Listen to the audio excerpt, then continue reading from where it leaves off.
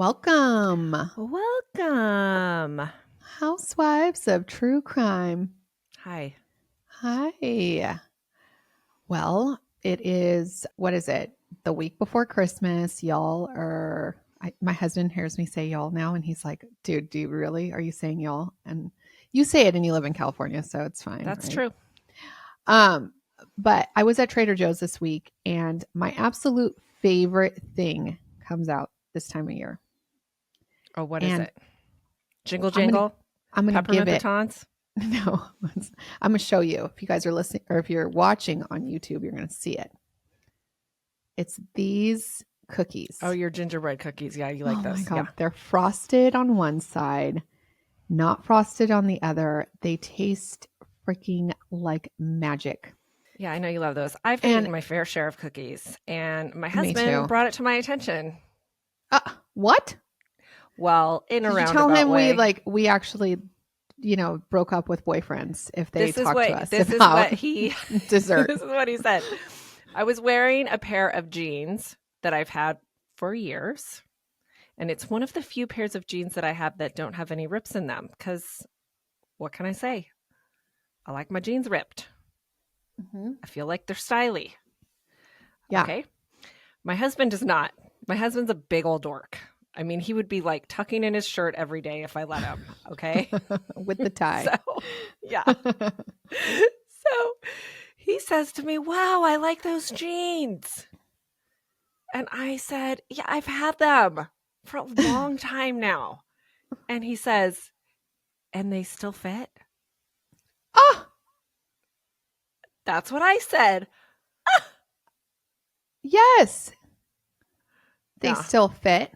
Yes, A-hole. they still fit. And it's just a little layer of holiday extraness. By the way, It will shut it in January. Okay. And they're stretchy. I'm happy that yours fit. Mine will definitely not fit. Well, they're stretchy. These girls in my Bunko group, we had the Bunko favorite things party last night. And one of the girls was like, we need to do a Galentine's and do like lingerie. And I was like, does that mean sweatpants and a sweatshirt? Because I'm pretty sure that's the only lingerie. Yeah, I have lingerie like I literally got from my wedding that I haven't taken the tags off. Yeah. And I don't want chicks buying me lingerie. Well, y'all are freaky. I'm like, we are all different sizes here. So how does that work? Yeah, that too. Yeah. So I don't think it works very well. Yeah, I'm not down either. I don't need anything lingerie-ish at all. No. I've got enough. Anything else that you have going on? Oh, okay. Gretchen. Okay, listen, you guys. I'm going to just toot your horn for you. Oh. Gretchen's been talking about her getting her boat all decorated for the Parade of Lights. It's coming up tonight, actually. And she's recording. Yeah. You guys, she loves you that much. Mm-hmm. And she sends me a picture, and I haven't even seen it at night, and I'm highly impressed. And she's impressed. Yeah. I was just telling my friend Liz on the phone 5 minutes ago about it, and I really hope you win something. Like, I hands down can say, well, there's a lot of categories. Well, I don't care what category. I want one. It's not the me too, but it's not the biggest boat. You know, there's a lot bigger boats out there. Yeah, so you're not going to win like the yachty I'm boat. I'm thinking maybe crazy, like best in theme or something. Yeah, because it's very creative. It is so creative. Listen, and Gretchen $500 for best in theme.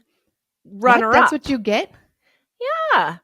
And I need that because I have spent that. I was thinking when I saw the boat, I was like, to recoup the boat funds. Yes, you definitely. So I cannot wait until you post pictures. Go to our Facebook group, Housewives of True Crime group, and you will see them. Yeah. Can I make like one little disclosure though? Yes. Okay. I do this because I like to do this. Tab has known me for a very long time. I've always done this. Yes. I've always decorated. Even when we worked at the Outback Steakhouse, I used to volunteer to come in and hang the snowflakes from the ceiling. Very tedious. time-consuming job. Okay. Yes. But on account of me not winning the trunk or treat, which I was never mad about, I don't do it for winning. I was irritated because the judge never looked at my car. Okay. But I have this one friend who cannot shut the fuck up. And she says to me all the time, oh, so you're going to get to the boat parade on time. So you're not like in the corner. So you'll get judged. Yes, bitch. Yes. I am. Yes. Yes, I am. And then they're like, oh, you got so mad about that. I'm not mad about that. I'm mad that you keep making comments like, well, maybe if your trunk was more original. Oh my God.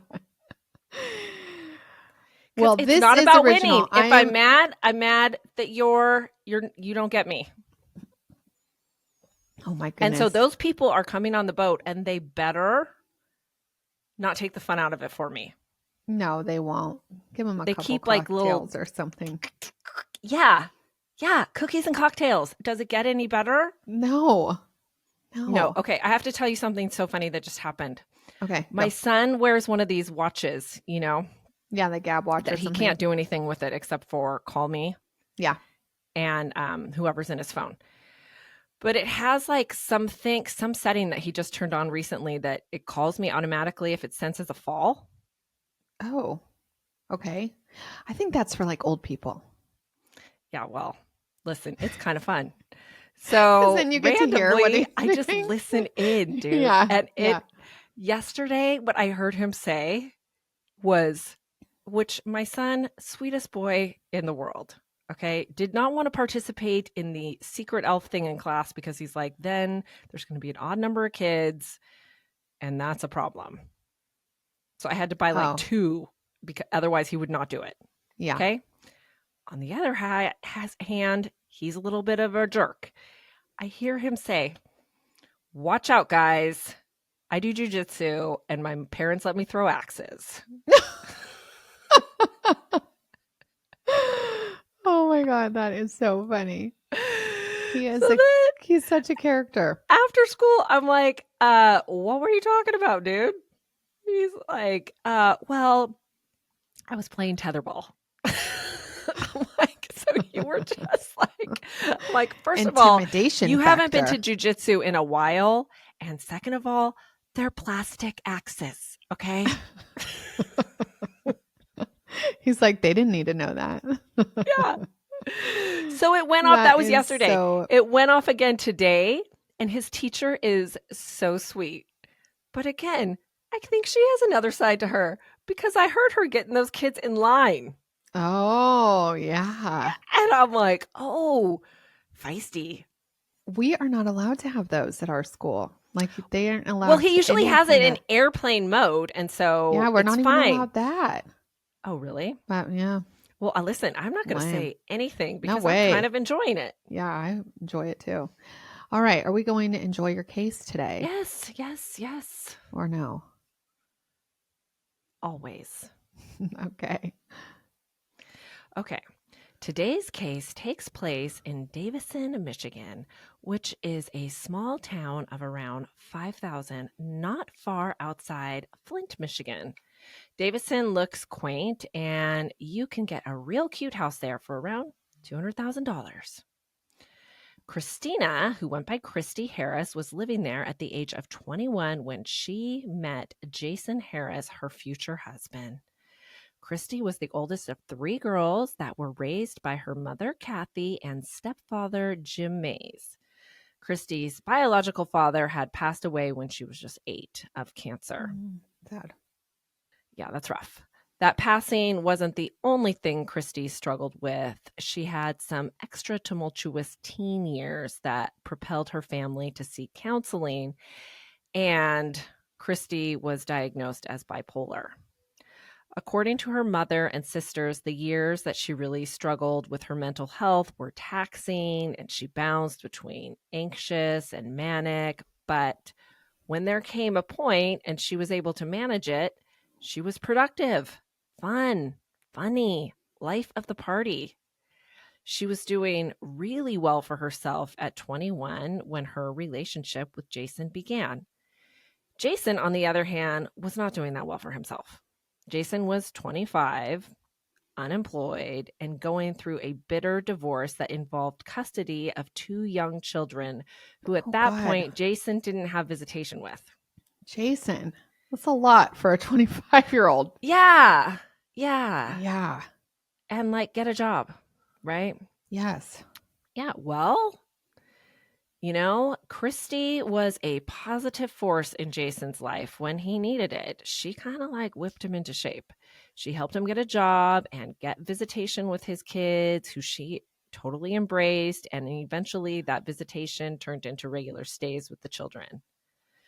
Jason and Christie moved in together, and Jason's family loved Christie. Sounds like from early on, Christie's mom did not think that much of Jason. She just did not think he was all that in a bag of chips. Christie's mom got along with him just fine, but she admits she always kind of felt like Christie just settled for Jason because she had low self-esteem stemming from her mental health struggles, which is unfortunate. When Jason and Christie announced they were engaged and they had their wedding planned in like a hot minute, it was one of those like, we're engaged and we're getting married in like 3 months. Mm-hmm. Those close to them were a little trepidatious about the nuptials. That was because it didn't seem like the timing was ideal because there was a constant stressor between Jason and Christie. Guess what that stressor was? Kids. Money. Oh, wow, that's always That's always it, money, right? Kids, money, X. money. Yeah, right. So they didn't have any. And it always kind of puzzled her family. It kind of puzzled everybody. Jason worked at a warehouse and Christie had a great job at the hospital. And they knew much of Jason's pay went towards child support. Mm-hmm. But still, with their salaries, and supposedly houses are cheap. So yeah, and houses are cheap. Cost of living is low. They should have been able to make ends meet, but they were just always in some kind of bind. And so it didn't seem like it was the appropriate time to plan a wedding. Weddings are costly. Yes. And marriage does not make financial stress lessen. But, this is true. Jason and Christie were adults. And I'm sure we have all known adults who have made decisions and there's nothing you can do about it. And so we just keep our thoughts to ourselves and see how it all shakes out. And it did shake out. The day of the wedding, Christie was stunning. And her and Jason were overjoyed. And although the financial stress in their marriage was always ever present, they endured. The moment Christie and Jason tied the knot, Christie made baby making her main goal. So Jason had the kids. She did not have any children. Right. So she has these 2 stepkids. Mm-hmm. So she's like, and she embraced them. She wanted to be a mommy more than, let me get a couple of my own in there also. Yeah. Okay.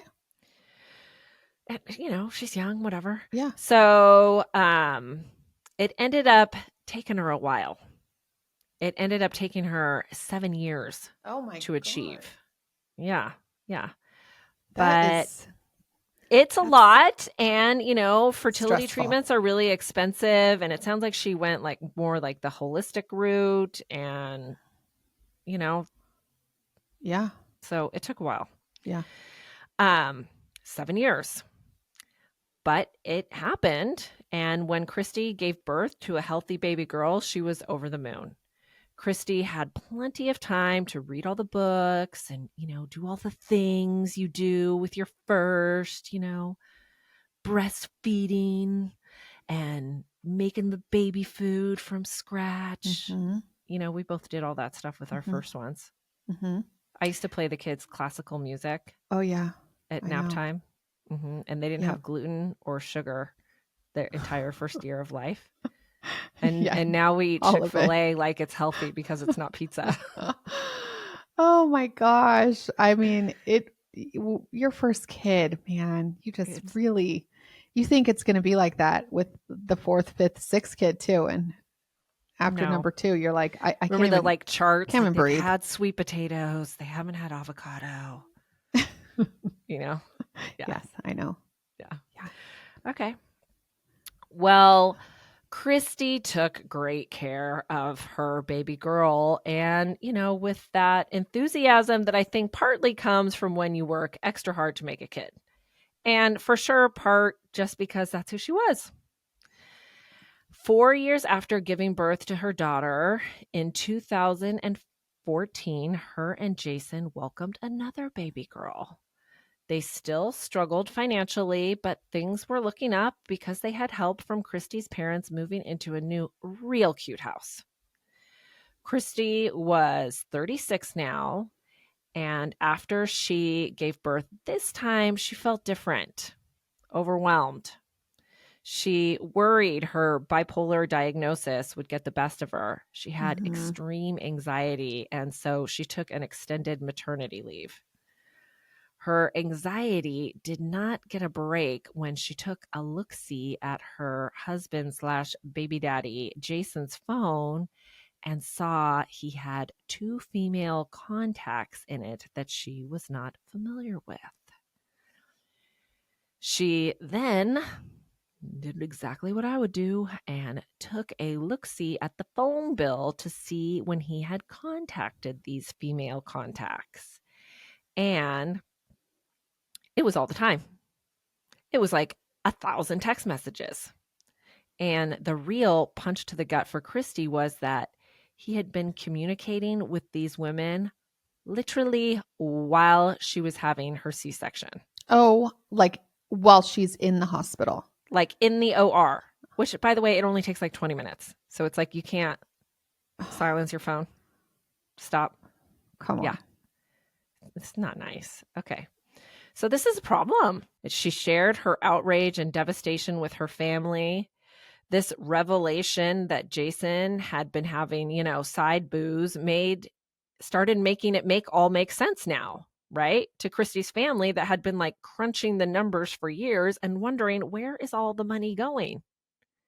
It was going to eating pumpkins, cheater, cheater, pumpkin eater, right? So they are not thrilled, but they are just want to support Christie, who, is overwhelmed as it is. Christie had not expressed that divorce was an option, but I can only imagine how tense things were between them. It's hard enough just having a newborn. Now, some of Jason's family had their own concerns about the marriage. Jason's brother and sister had met up to discuss a couple of interactions with their brother that were not sitting right with them. The interaction with his brother was Jason had asked him to purchase a plane ticket for him and had stated that he would pay him back, but he needed to meet up with a lady friend and needed it to be on his brother's credit card so Christie wouldn't find out about it. Well, his brother obliged. Come on. Okay, listen. But when brother's wife found out about this co-signing of douche canoe pumpkin eating, she put the kibosh on it. Yeah. Okay, good sister-in-law, right? I would hope my sister-in-law would do the same thing for me. I think she would. Okay, well, Jason did not take this action well and stopped speaking to his brother for a while. Then the next interaction was when it came to his sister. Jason had sent her a series of texts that were like him kind of brainstorming ways he thought he could make Christie go away forever. He could poison her. He could have her killed. Oh my So gosh. many options that did not include the obvious, like divorce. Divorce? Yeah. Divorce was not an option for Jason because he had so much resentment over his first one. I guess he had gotten so far behind in child support and everything. They were like just taking it directly out of his check. So he hated that. So he didn't want to deal with paying Christie child support like he had his first wife. So, I mean, this is alarming, right? Anyone talking about killing anyone. So, brother and sister met up to talk about what they could do and if they really thought their brother would do something really scary. Well, their legit concerns were put to ease and put aside when Jason vocalized divorce was an option because killing her was just getting too complicated. But the siblings started to think that not only was talk about killing Christie like in the rearview mirror, but so was divorcing her because Jason and Christie showed up with kids in tow to his brother's son's birthday party and they seemed happy. So they were relieved. Yeah. Just moved on from their concerns. But unfortunately, Jason had not moved on from his disturbing thoughts about killing Christie, and multiple coworkers were hearing about it. Jason had reported back to a coworker that he had tried giving Christie Klonopin in her drink, but she tasted it. He asked for suggestions as to what he could give her that she wouldn't detect and that would shut her up. My, what? Right? Unbelievable. The Yeah. coworker declined to give Jason future pills, which, side note, it's not a great idea to share pills. But it's really not a great idea if the person is telling you that they desire to use them to knock someone out. So this coworker, I think we can all agree, made the right decision cutting Jason off. Mm-hmm. He said that Jason also mentioned casually that, just putting some Xanax in her cereal is really what he needed because she's such a nag. This coworker, of course, just thought he was joking, super funny, right? He also told a coworker he didn't believe that the last baby was his. He's like a real comedian. Some more funny sharing Jason did with his coworkers was tell one that he had hired someone to unalive Christie, wife and mother of his 2 children. Did he actually say unalive? No, he said kill. Okay. That was my little, podcast flair. I know, but people say that these days. So I was like, wow, he had that much class to like, Unalive? I mean, unalive somebody? No. Mm-mm. Like, no, but he just said it so casually. I didn't want to use the word well, kill. you know what's he's weird? Like in the break room and he's like, I'm gonna, I hired a hitman, but the daggum hitman got arrested before he could pull it off. But don't you think that that's like, you're like, oh, I'm gonna kill my husband. He didn't do the dishes today or something like that. Like, do you think people would be like, oh, you know what? He's not really meaning that he's gonna off his wife. Well, I don't think anybody really believed it. And I think that if there's a certain kind of person that says weird stuff all the time and the people around them just kind of become desensitized to it. But I think if a normal person like said, I hired a hitman to kill my wife, but he got busted on a parole violation and got arrested before he could finish the job, I think we would say, what you talking about, Willis? Yes. Well, yes. Back that up. Yes. Right? Yes.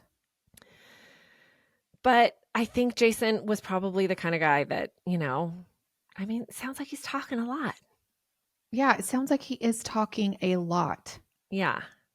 Yeah. Like too much. Yeah.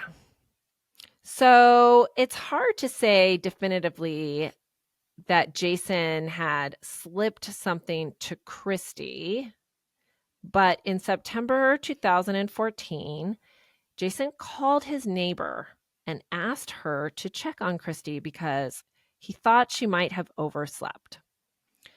So neighbor Sheila went over to the house. The door was open and the alarm clock was blaring. And she went into the bedroom and like found Christie in bed. And so she pushed on her and Christie sat up and could not believe that she had overslept. Yeah, Right? with the alarm So, blaring like that, that's like, okay. And you she's got to got be 2 kind of kids. knocked out. So, I mean, Yeah. I don't know. There's no proof. It's purely speculatory. But I mean, you could kind of see somebody that's talking about, I slipping his think wife some maybe he pills. slipped her a Maybe couple he slipped too her. many Yeah. Xanaxes. Yeah. It didn't kill her. But I mean, you got to be pretty knocked out to sleep through your alarm clock. Yeah. Although that did happen to a friend of ours one time. And the neighbor called the police. Do you remember that? Was she on her medication too? No. No.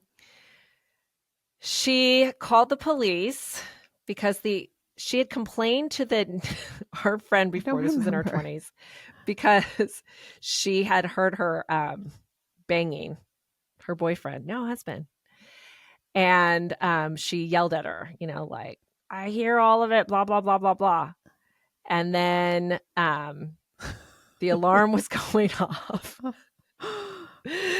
the next day. And so she called the police and then she was like, oh, sorry about, yeah, I guess I was really passed out. And she's like, I'd rather hear you bang your boyfriend than your alarm going off. Oh my God. Oh, funny. Yeah. Okay. So her name might have been Christie too. The girl? Our friend? Our friend. Mm-hmm. Last name with the D? Okay. Mm-hmm. Yes. Okay. I did not know that story. We weren't as close as you guys were. Okay, so neighbor Sheila goes over. Christie sat up, couldn't believe she had overslept. But 2 weeks later, when Jason phoned up the same neighbor to check on Christie and see if she had overslept again, she didn't sit up. The neighbor found her lifeless and cold. What did she have? Foam around her mouth. He's been doing it the whole time, just waiting. And then asshole sending the neighbor over like a little motherfucker. Totally. Like, yeah, the neighbor says she still has nightmares because of the state she found her. Yeah, apparently finding someone after they've overdosed is a real rough sight. No. Yeah. I don't think you want to find anybody in that state. No, of course not. I mean, oh my gosh, you guys, like, no. No, awful. Trauma for your life. Yeah, absolutely. Yeah. Well, this time we can definitely say Jason was responsible for it, but it would take 7 years for Jason to be found guilty in criminal court. Now I will explain why. First of all, when first responders arrived, there was no sign of a struggle or a break-in, and so it was not treated as a crime scene.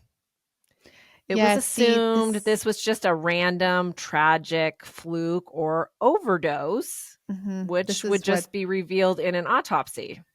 This is what's going on here near me. Same name too, but interesting. Yeah. But if there is no signs that there is a criminal activity, then I think the criminal was real good. I know. And then I think that there's a lot of evidence that's lost. Yeah. Or damaged or destroyed or whatever. Certainly. Yeah. Mm-hmm. Well, right off the bat, Christie's family could not make sense of, it being suspected an overdose because Christie was a perfectly healthy 36-year-old woman. She'd just given birth 4 months prior. Yeah. She was not, a drug user. Perfectly healthy 36-year-old women don't just drop dead. She had maybe smoked pot here and there in her life, but according to them, on account of her breastfeeding, she was like neurotic about what she consumed. Like squeaky clean, drugs were not even like a possibility. We all know that feeling, right? Mm-hmm. But you can see why, to authorities handling this case, drugs did seem possible. Oh, at the 100%. time. Yeah, She's at the time in bipolar. Michigan, it was all over the country that there was, I mean, it was all over their community and all over the country that the opioid epidemic was just like indiscriminately taking lives. Yeah, and in Michigan, Yeah, they've got a problem up there. yeah, yeah. And they saw their fair share of it, you Mhm. know, and it, like I said, you know, it's indiscriminate. Yeah. While Christie's mother is still processing how her daughter could be gone and not yet knowing all these conversations had been had about, you know, unaliving her had taken place between the coworkers and the siblings, you know. Mhm. She learned that Jason had made arrangements for her daughter to be cremated. She called the detective and told him that before the cremation took place, she wanted to make sure that they got everything they needed from the autopsy that they might need to like prove foul play. But once the toxicology report came back saying that Christie passed from a heroin overdose, What? there wasn't an in-depth examination. The medical examiner ruled her death accidental overdose. From And so heroin. from heroin. Does Yeah. heroin taste like anything? Well, we're going to get to that. It's bitter, actually.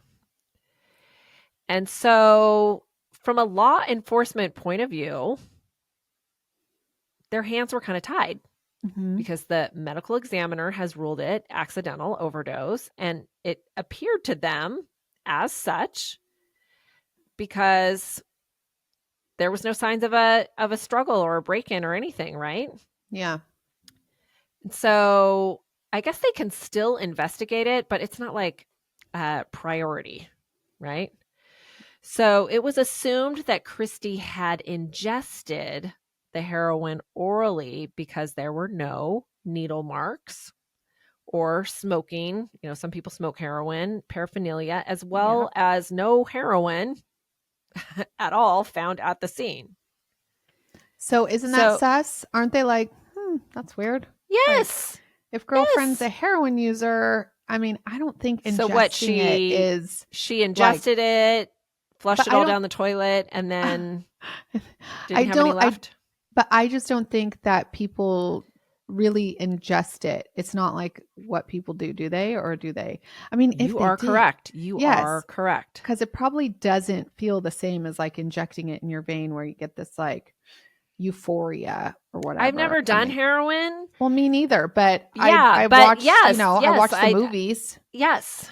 Yeah. What was that one? Train Spotting? Oh, yeah, that was a good You movie. know? Yeah. So dark though. Yeah, but you saw what happens. They get like all like it's immediate gratification. Yeah. Yeah. So Ingesting stuff. You're right on it. Not immediate. That people don't eat heroin typically, and that should have raised red flags for investigators. But it didn't. It didn't. It sounds like they just kind of figured, you know, her family was in denial because they're saying like, this does not make sense at all, right? So family's in denial that Christie had abused drugs, which is actually frustrating her family even more. And more so frustrating because Christie's parents turned over her breast milk, which she had been stockpiling to be tested to prove to them, like, she didn't use heroin. Yeah. Right? But when it was the results of testing the breast milk were revealed negative, it didn't make a difference. It also didn't make a difference when they were at the station her family was at the station turning over the breast milk, and they learned that Jason's brother was there earlier. So Christie's parents were informed that Jason's brother and Jason's brother's wife had been at the station earlier that day. And so they got to thinking that the only reason why they would have been at the station that day as well was because they must be thinking that Jason is responsible for this too. Mm-hmm. According to Jason's brother, when he went to the police, he was told something like, "Your brother may have been involved, but we would hate to arrest someone who just lost their wife." What in the Isn't that what? the logic What? like very perplexing What? in that? It almost just thinks that they don't, it seems like they don't want to do their job. Right. Yeah. Well, when Christie's family learned from detectives that Jason's brother had visited the station, she knew, what he was. Thinking. Yes. And it says a lot, right? That his own brother is thinking that Yeah. he was responsible Yes. for. Well, his own brother, he kind of already mentioned it to him. So, of course, he's going to be like, dude, you already kind of said you want to kill your wife. I know. Yeah. All right. Well, meanwhile, while this is all happening, Jason didn't wait a hot minute to claim Christie's life insurance, which was $100,000 through her employer. Mm-hmm. He also was able to collect another policy that was through his employer. He didn't even wait until the next day to call about those policies. Stop. Mm-hmm. Christie's funeral was after her death, and according to the neighbor, he had his girlfriend move in before the funeral had even taken place. No. Mm-hmm. As well as his now 2 adult children from his first marriage. Yeah. What in the world? Yeah. The next few years were like walking a tightrope for Christie's family because they did not want to lose their relationship with what they had left of Christie, which of course were the kids. Yeah. But they know that he killed their daughter. But they have to make nice with him. Oh my gosh, that's got to be the world's worst. I mean, so hard. Yeah, I give them so much credit. It's unbelievable. Yeah. Oh my God. Yeah. Well, they were not willing to prove, to give up on proving that he had killed Christie. They sat back and watched Jason buy new cars, a new house, parade his new relationship around, and they just kept their mouths shut because they wanted to continue to be able to care for the girls, which they had done a lot of, and Jason welcomed it, of course. He needed doesn't help. want to be yeah. Right? Oh, they're smart. Yeah, they are smart. All the while they were doing their own investigation. Mm-hmm. And they learned that there hasn't been a homicide in their town for over 50 years. Yeah, so these guys, they don't want another one. They don't want one at all, right? Yeah. They don't want a homicide. They don't want to look into it. They don't want to work. Right. So they are, taking a crash course in like how deaths get ruled accidental, and all things like that. So Kathy is, calling the local police and getting nowhere with them. She requested that they bring in state police to assist, but they weren't feeling that. Yeah. The county prosecutor did listen to Kathy's pleas, but there wasn't anything he could do until the police gathered enough evidence for Jason to be prosecuted. Kathy emailed the man every single day, so he didn't forget about her. No way. That's awesome. I just love that. Yeah.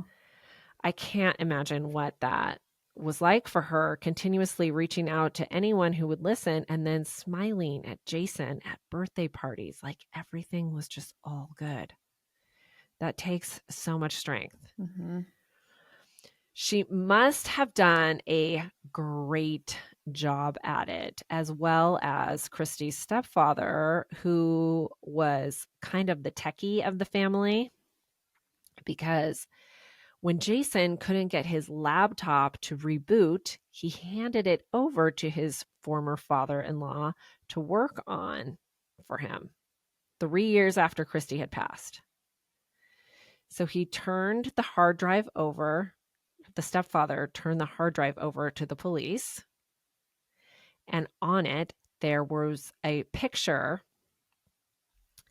of Jason a short time after Christie had died doing lines, like a white substance. Mm-hmm. He's in a chair and he looks intoxicated, and there are just like these two fat lines of something, right? Mm-hmm. I am really perplexed as to who takes pictures of people using drugs and then who keeps those pictures. I would have killed. What year? I would have killed my friends back in the day. What year was this? 2000. So this would have been 2017. Yeah. So there is like, I mean, that is for sure that happens all the time now. You have a camera on your phone. When I never did But that. that just seems like that's the one time you like don't like. Girl, you see somebody picking up, God. you know. People want to blackmail. Oh, yeah, but listen, people take pictures of everything. I know, but he had it on his own computer. So why would you save that? I don't know. I mean, God, I don't know. I guess he liked looking at his big fat lines. I guess I don't know. Okay. So he had also been let go from at this point, he had been let go from his employer for taking some drug tests that turned out positive. Surprise, surprise. Right? So this evidence that Jason had access to drugs, which he had denied in the past, was still not enough to prosecute him. But Christie's parents were able to use it against him still. They sued him civilly for wrongful death. They called it a reverse OJ trial. The civil suit meant Jason was deposed. And he hadn't really been questioned before. So now when they civilly sue him, they are now saying like, we hate you. And yes, I mean, they have to at this point. I mean, this is like the last straw. They know they're going to lose contact with their grandchildren until so they put it happens. all on the line. Yeah. So Jason's deposition was nauseating. His account of the night in question doesn't add up to what he had originally said, and he gets really like visibly agitated. He was confronted with the picture of him doing lines, and his explanation was that he was giving an example of what not to do for his older children. Right. It was all pretend. Uh-huh. Yeah. Okay. Yeah. It was just flour. What? Right. Mm-hmm. So his deposition did him no favors. And the part that really snapped into focus is that he said he had fed Christie cereal that night. Well, you were right, Tab. Heroin does not taste good. It's really bitter. And milk neutralizes the taste. No way. Yeah. The medical examiner was deposed as well. And now, upon closer examination of the evidence in conjunction with the autopsy report, he changed the cause of death from accidental to homicide. Jason Harris was found guilty civilly of wrongful death and ordered to pay Christie's family $2 million.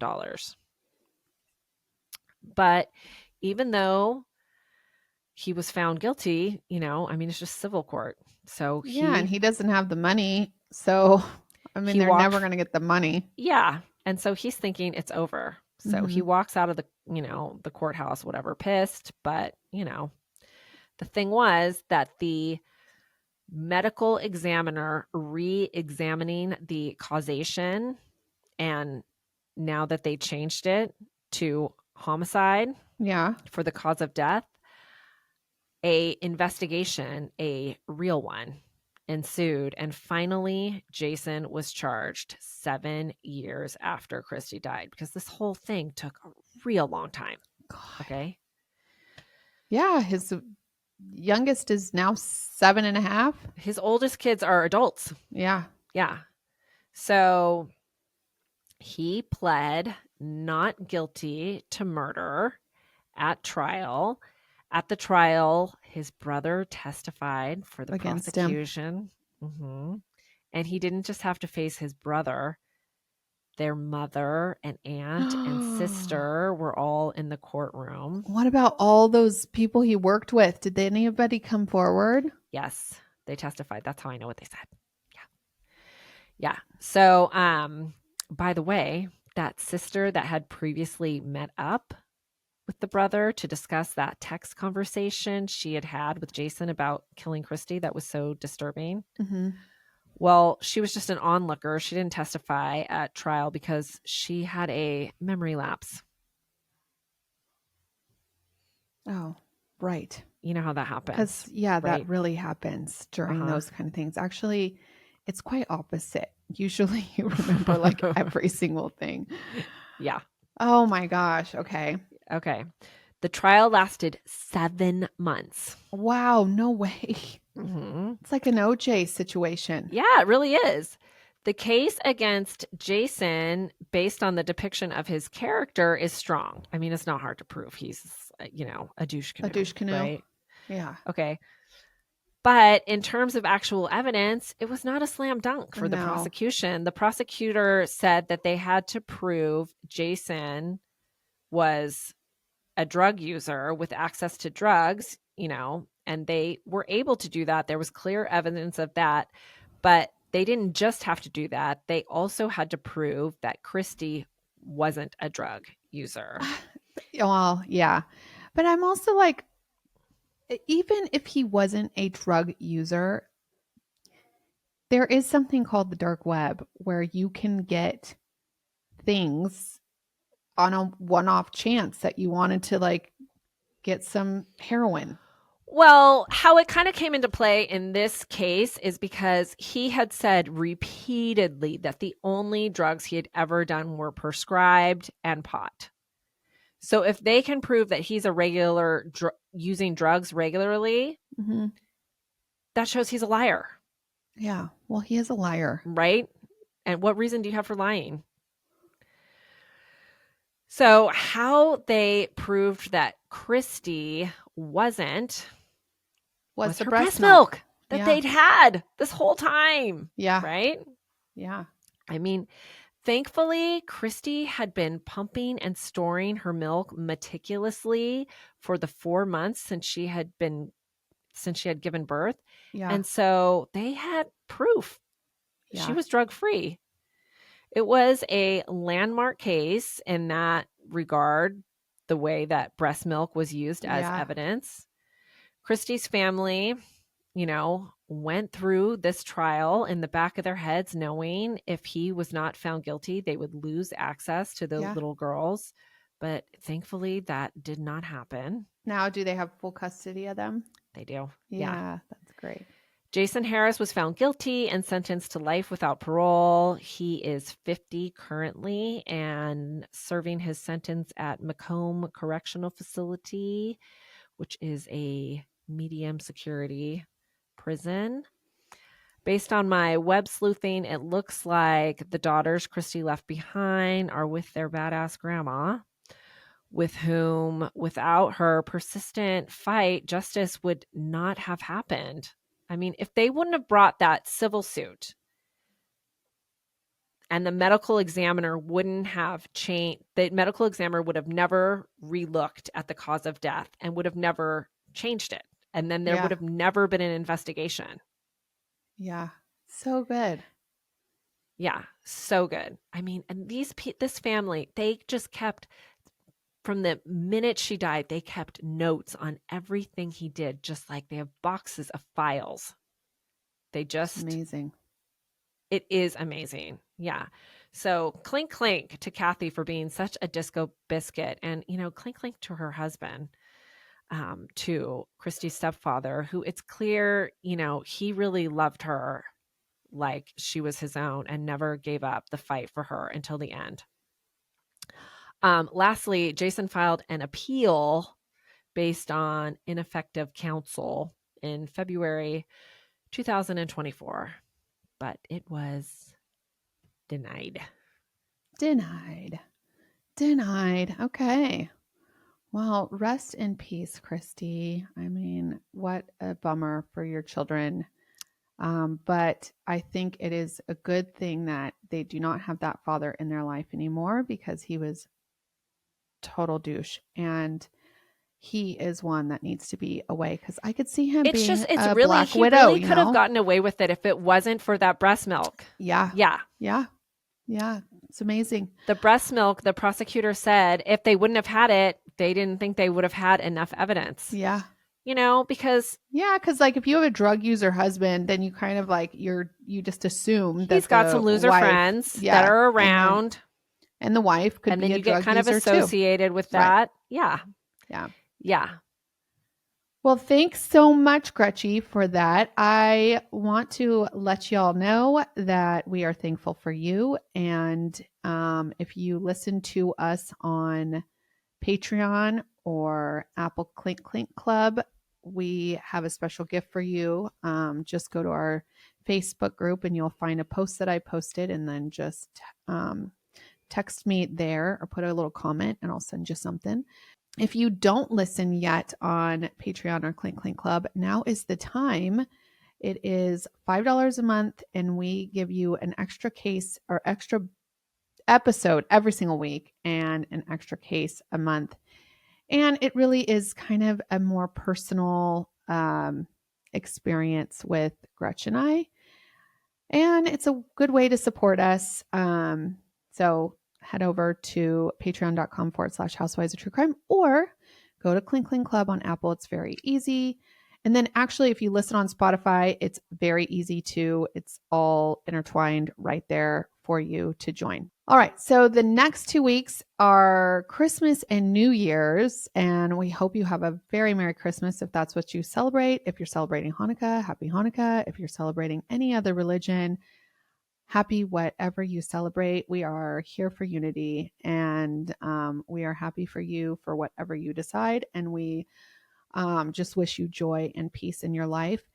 And for a little joy and peace in our life, we are sending you some rewind episodes. So we are picking some of our best of. So you'll hear that the next 2 Mondays, and we'll be back live. We're going to do a best 6th. Of episode, and we're going to we're going to talk about what we think about it now, because it, since it happened a while ago, it's been a while since we visited. And also we're going to do that with a Patreon episode that you haven't heard, to give you a little taste. Yeah, a little taste of Patreon. And, we know that a lot of podcasts like us are going to take a little snooze. So it's a great time to join Patreon, because there's all that content you can binge. Oh, totally. It is really. Give yourself a little Christmas present. And then if you want to also support us with 5 Crimes, it will support your own beauty self too. I promise you, the hair serum is amazing. My hair is so thick now. It is like everybody comments on it. And I'm like, this is what it is. That's it. That's what I got. But all of it's great. Go to 5crimes.com and get your stuff there. And I think that's it. Thank you all for listening, and have a wonderful week. Clink, clink. Clink, clink.